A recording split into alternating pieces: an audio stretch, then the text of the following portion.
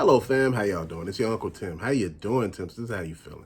First of all, thank you for watching. This is Uncle Tim Rants and Reviews, a channel where I do a hell of a lot of ranting and a hell of a lot of reviewing, fam. I want to say thank you for watching. Thank you for all the love and the support. Thank you for the positive energy, vibes, and feedback that you bring when you come here. This is not just a channel, it's a community of collectors who talk about everything dealing with collecting or nostalgia or, just other things, just really just bringing everything together in the collecting community. Fam, I remember when I was younger, back in the early days, it was a show called BattleStar Galactica. Oh, shit, this was the show, man.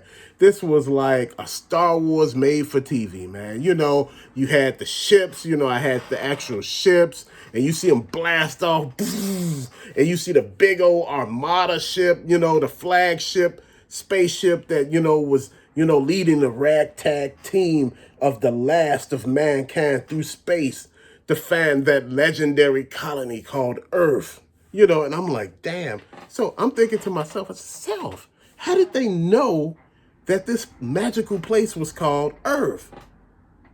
Did they name it Earth, or was somebody else calling it Earth? If they never been there, how do they know it's called Earth?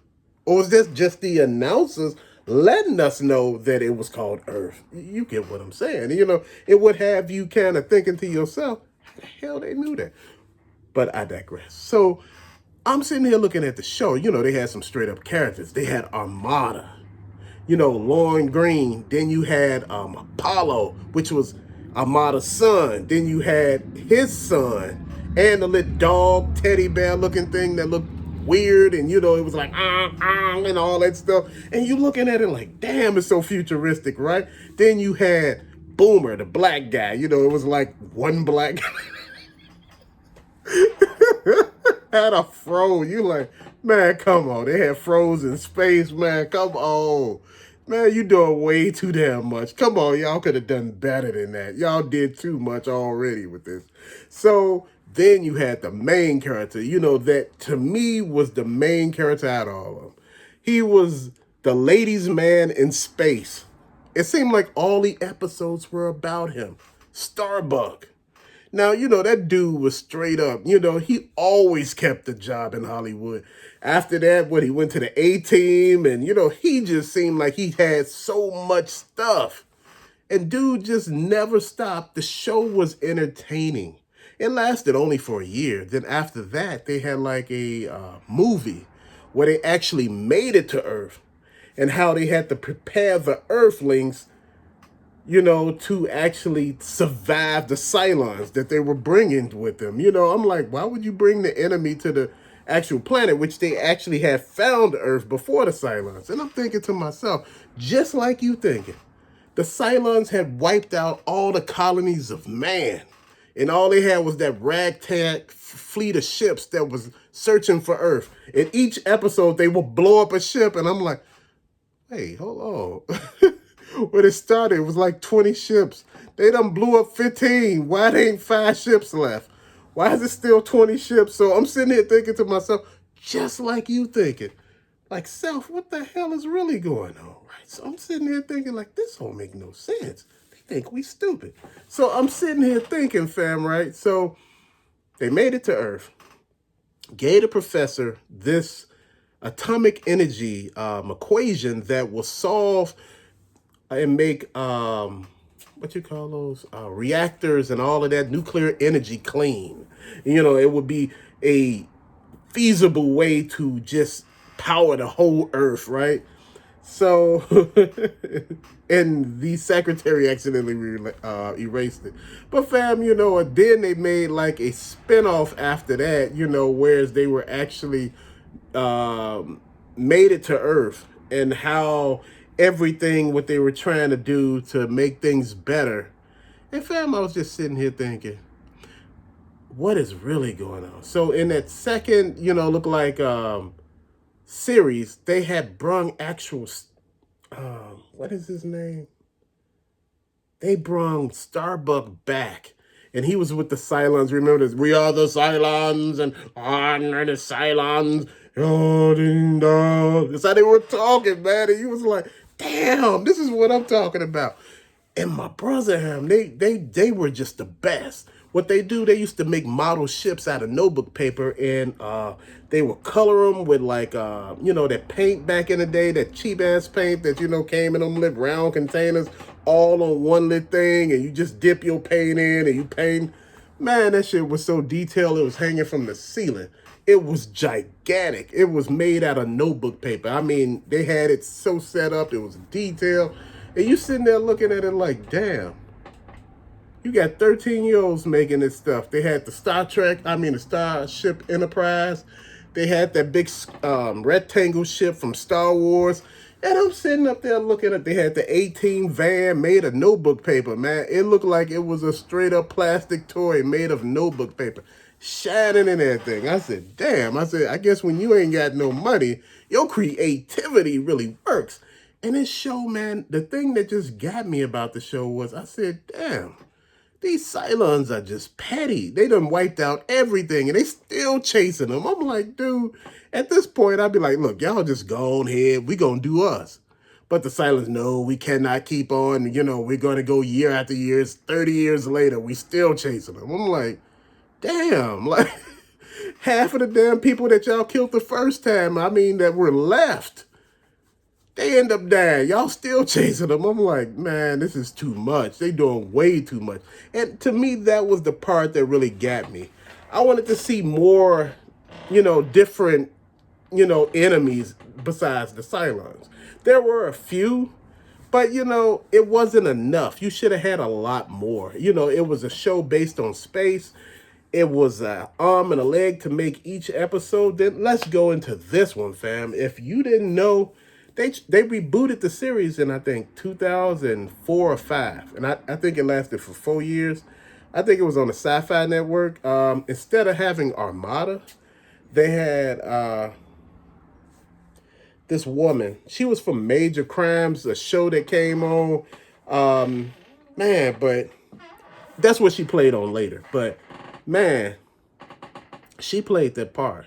And Starbuck was a woman in this version. And she was kick ass. She was fighting, black eyes, busted lips. I'm like, she in there just whooping ass or getting her ass whooped. It was just fun to watch, fam. I'm like, see, this is how you modernize a show. And the Cylons, they had something that looked human. Then they had some other stuff going on. Then they had the guy that betrayed their damn body, just like they had in the first show. That one human that betrayed everybody, and he was just, hanging there with the leader of the Cylons, the Cylon leader who had that afro, and he had that cone head with the damn afro on his head. Then I'm like, who are the lizard people? Did you miss that? Who was the lizard people on that show? Nobody never realized that. It was a couple of lizard people on it. I said, wait, hold on. I thought the Cylons were robots. What the hell am I missing? But see, that's the thing, though. The new reboot version, it explained every damn thing that you missed watching that first show. That first series that came on. Then that little second series that came on. This was actually a whole reboot that explained that story. And if you look at, the new BattleStar from 2005, I think, to 2009, you would understand what really happened, fam. It was just like, that's what happened? The hell did I miss? Because the thing that you liked about the original BattleStar Galactica was it was cheesy. It wasn't always meant to come off as some, we're always going to be strong and we're going to fight. It was funny as hell. You sit there and have to laugh at some of this shit. You're like, really? Like, dude, you didn't know this was a setup? This chick green, leave her alone. Like, what are you doing? Like, it was just, man, they were talking about how, on both series, how the food shortage and, how only, the certain people, the rich people that were getting food. I'm like, shit, nobody rich right now. All of y'all poor. Y'all flying through space on 20 spaceships. And I'm trying to figure out, like I said before, how is it that in each episode a spaceship gets blown up, right? 10 damn episodes in, like 10 or 15 ships were blown up, right? It's only 20 ships, 20 gigantic ships, right? It should be only 5 ships left, right? But it's still 20 ships. I'm like,